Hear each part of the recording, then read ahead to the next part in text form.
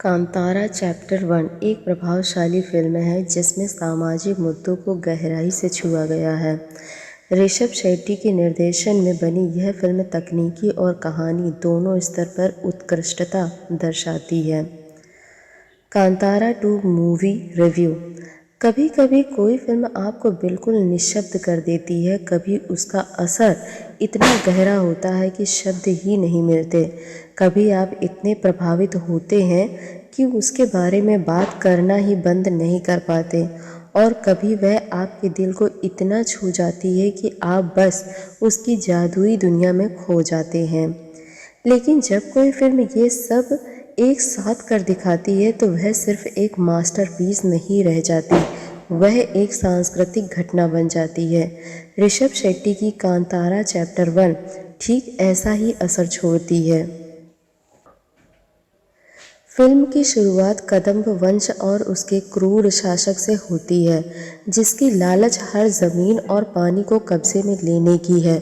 चाहे आदमी हो, औरत या बच्चा, उसके लिए कोई मायने नहीं, वह सबको मारकर अपनी हुकूमत फैलाता है।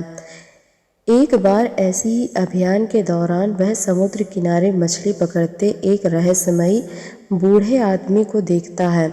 अपने सैनिकों को उसे पकड़ने का आदेश देता है। जैसे ही वे उसे खींच कर ले जाते हैं, उसके थैले से कीमती सामान गिरते हैं। शासक उन चीज़ों को देखता है और उनके स्रोत की खोज में निकल पड़ता है। यह सफ़र उसे कांतारा तक ले जाता है, जहाँ जनजातियाँ प्रकृति के साथ सामंजस्य में रहती हैं। जब उसकी नज़र ईश्वर पूंधोट्टम पर पड़ती है, जो कांतारा की एक पवित्र जगह है और दिव्य शक्ति द्वारा संरक्षित है, तभी उसकी महत्वाकांक्षा को असली चुनौती मिलती है। कई सालों बाद कहानी पहुंचती है विजयेंद्र तक, जो भांगड़ा का राजा है। लंबे शासक के बाद उसका बेटा कुलशेखर गुलशन देवैया राजा बनता है और उसकी बेटी कनकवती यानी रुक्मणी वसंत कोश की जिम्मेदारी संभालती है। दूसरी तरफ कांतारा के नेता बर्मे यानी ऋषभ शेट्टी गांव को विकसित करने और लोगों का जीवन सुधारने की कोशिश करते हैं। जब कांतारा के लोग भांगड़ा पहुंचते हैं तो मामला ज़मीन के मालिकाना हक, उसकी रक्षा और उसके विनाश की धमकी पर बड़ा संघर्ष बन जाता है। अगर 2022 की कांतारा ने आपकी सांसें रोक दी थी, तो यह प्रीक्वल यानी पहला भाग उस अनुभव को 10 गुना बढ़ा देता है। फिल्म जैसे ही कदंब और भांगड़ा वंश और जनजातियों की पृष्ठभूमि वाली आवाज़ से शुरू होती है, आप उसकी दुनिया में खो जाते हैं। हर दृश्य बेहद बारीकी से गढ़ा गया है। दमन, समानता और शोषण, इन सब को फिल्म गहरी संवेदनशीलता से छूती है। जैसे रथ और घोड़े वाला दृश्य, जहाँ कांतारा की जनजाति, जिन्हें अछूत माना जाता है, उन्हें चलाते हैं। यह दृश्य इतना सहज और दमदार है कि नज़र हटाना मुश्किल हो जाता है। फिल्म का पहला हिस्सा बेहद दमदार है, चाहे रथ और घोड़े का पीछा करने वाला सीन हो या इंटरवल से पहले जंगल की लड़ाई। फिल्म निर्माण अपने शिखर पर दिखाता है।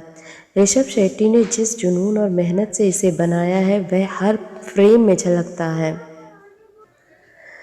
जब कहानी भांगड़ा राज्य और शराबी कुलशेखर पर आती है तो एक और जनजाति का जिक्र होता है और कहानी और गहरी हो जाती है।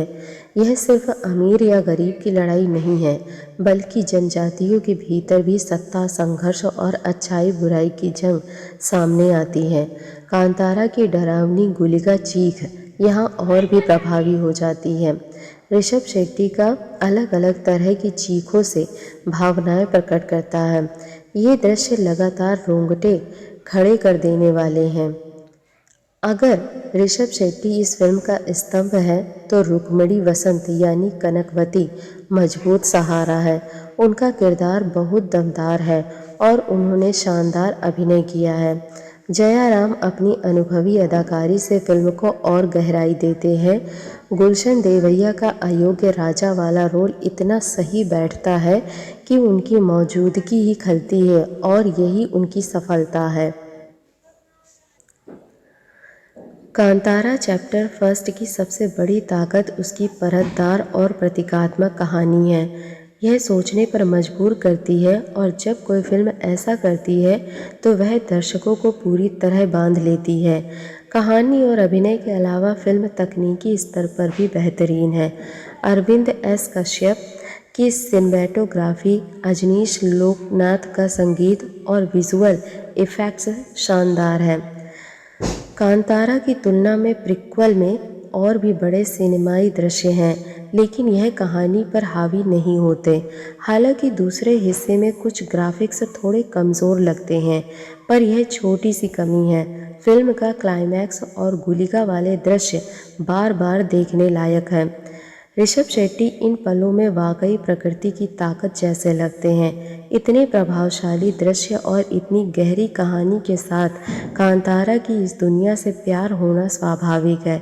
इसी वजह से कांतारा चैप्टर फर्स्ट इस साल की बेहतरीन फिल्मों में गिनी जाएगी। सो फ्रेंड्स, अगर मेरा वीडियो आपको पसंद आया हो तो प्लीज़ लाइक, शेयर, कमेंट और मेरे चैनल को सब्सक्राइब ज़रूर कीजिएगा। सो मिलते हैं नेक्स्ट वीडियो के साथ। Thank you.